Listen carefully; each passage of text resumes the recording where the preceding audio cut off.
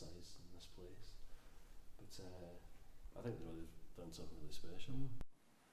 When the room was first finished, I was just walking around clapping my hands constantly because it's all, I could hear, I didn't have any sound source. And I asked them to come out and bring a kit, and the idea, as I said to you, was to set it up in various different parts and see where it sounded best and learn all the anomalies of the room. And we set up here because I thought this is the most obvious candidate. There's a nice space overhead. I think if it was kit here, equal distance from the walls, and then he just sat and drummed for 6.5 hours, and I couldn't stop him playing. 6.5 hours? Yeah. I mean, I think it's because, you know, that big, huge drum sound you used to get in records in the 80s, you don't really get it anymore because big studios are all shutting down, so folk are trying to fake it with reverb. And it's just that sound, there's, you know, without any screens up or anything. So we recorded them here, and we never got into moving the kit elsewhere, and we're just always kind of done it in this space instead. But what I found is, like, if you record the room mics with it, you don't need to do anything to the kit at all later on. Very little EQ, and certainly no reverb. And that's actually usually in the past with the smaller room, I'd be compressing quite hard the room mics to get a bit of length in the room, but I've not touched anything like that. I mean, actually there's no compression. I'll let you hear a track. It's the clearest one because it's quite a heavy track, but you really hear the room working. There's a lot of room mic in it, and it's just flat, and it's just mics, and it saves me an awful lot of time and energy. And I don't want to lose the sound of the room itself, so I want to have the space just for drums and try not to get folk to shuffle about too much. But yeah, because these booths as well, which we were talking about earlier, I put a guitar amp in here to see what guitars sound like, and it sounds massive. It's very, very loud, and the amp itself is cranked up really loud. So I thought I'll try it in a booth, and I put it in there, wired the guitar up through the patch bay and through the wall box back into the amp, and I thought it wasn't working. I thought something had gone wrong with the patch bay, and I was playing the guitar in here with the amp in there, and eventually I realised there was a slight kind of rumble, and I turned the volume off on the guitar and it just went away. So the attenuation between that, it's almost total, which is kind of bizarre, because when we talked about doing the booth in there, I thought bring it down 20 decibels if we're lucky, but it just goes away. I haven't tried it with two guitars yet, but I can't imagine it's going to be much different.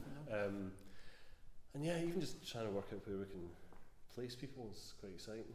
I said earlier on, brass up there possibly, be really loud. We've got a choir coming in at some point, so that'll be interesting. And we also did a string quartet in recording, which is just brilliant. They just sat in there in a rug. They went into formation, just a mic array about 6 feet back from them, maybe 7 feet up in the air, and that's the sound on the record. There's nothing, there's no fake reverb, no EQ, no nothing, no compression. That's just 2 mics and 4 good players, which is brilliant.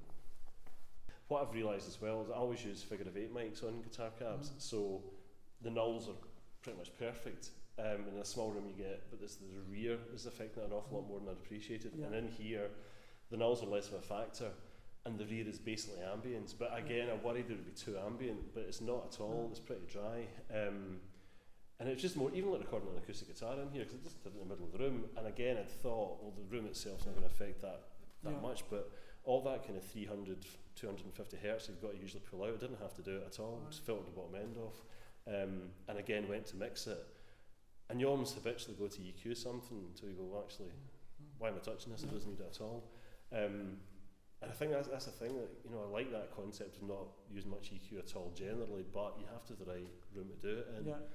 It's all very well in theory, but this is so even sounding, and it really is incredibly well balanced, and it helps. The string players loved it, by the way. They really loved it. And the thing is, they're used to playing concert halls. That's where they'd usually be performing and recording. But yeah, they're big fans, and I think the general ambience as well is really good. Although for a band, they'd probably never have it this bright. You know, tend to just take it all down. The lights turned down. But yeah, I think if you're sitting reading music, it was really good. That was what we wanted to do to achieve that working. Well, that's the thing, because it's such a fresh looking space, and it's almost daylight without any daylight. But I like being able to just dull it down to almost nothing.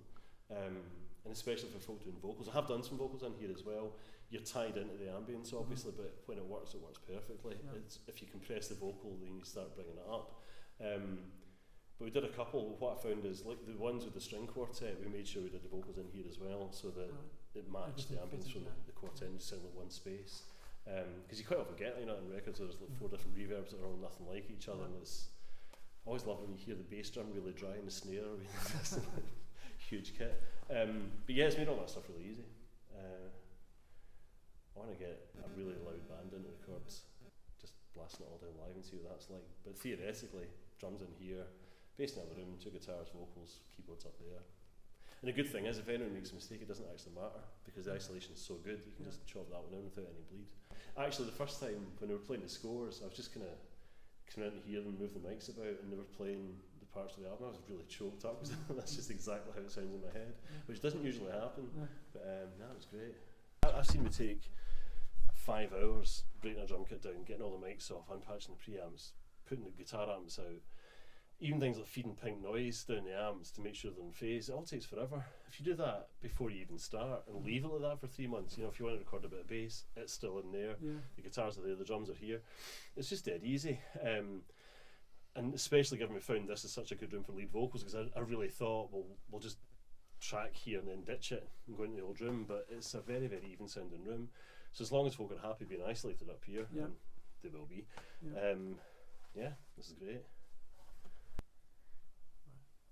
But yeah, I haven't tried recording anything else in here. I thought this might be good for brass. I mean, it would be kind of good almost for anything. Because it doesn't have that squashed up feel. Well, that's like outside's great for hand claps. That's one of the hardest things to record is hand claps in a big room, because it always sounds, you have to fake the size of it. Just sounds like this pathetic wee noise, but out there it's great. The room mic, finger snaps, all that stuff. Might try some of those. Just a bit of history. It sounds great up here actually. Even that, it's triggering the reverb really nicely.